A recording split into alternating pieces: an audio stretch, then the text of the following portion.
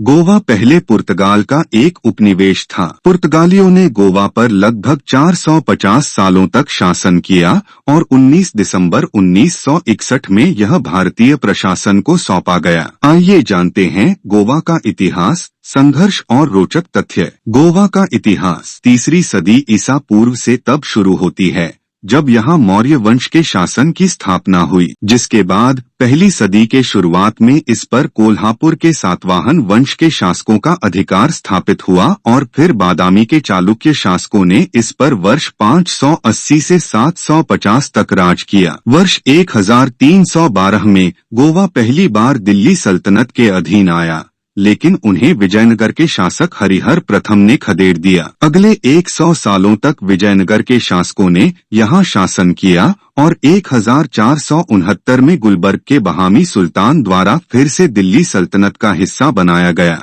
बहामी शासकों के पतन के बाद बीजापुर के आदिल शाह का यहाँ पर कब्जा हुआ, जिसने गोआबेल्हा को अपनी दूसरी राजधानी बनाया। पुर्तगालियों ने जमाया कब्जा। भारत पर मुगल राज के दौरान मार्च 1510 में अल्फांसो दलबुकर्क के नेतृत्व में पुर्तगालियों ने इस शहर पर आक्रमण किया। गोवा बिना किसी संघर्ष के पुर्तगालियों के कब्जे में आ गया। पुर्तगालियों को गोवा से दूर रखने के लिए यूसुफ आदिल खां ने हमला किया। शुरू में उन्होंने पुर्तगाली सेना को रोक दिया, लेकिन बाद में अल्बुकर्क ज्यादा बड़ी सेना के साथ लौटा और एक युद्ध के बाद उसने शहर पर फिर से कब्जा कर लिया और एक हिंदू तिमोजा को गोवा का प्रशासक नियुक्त किया। गोवा पूर्व दिशा में समूचे पुर्तगाली साम्राज्य की राजधानी बन गया। इसे लिस्बन के समान नागरिक अधिकार दिए गए और 1575 से 1600 के बीच यह राज्य उन्नति के सर्वोच्च शिखर पर पहुंचा। गोवा अंग्रेजों के कब्जे में आया। नेपोलियन ने 1809 से 1815 के बीच पुर्तगाल पर कब्जा कर लिया, जिसके बाद एंग्लो पुर्तगाली गठबंधन के बाद गोवा अपने आप ही अंग्रेजी अधिकार क्षेत्र में आ गया। 1815 से 1947 तक गोवा में अंग्रेजों का शासन रहा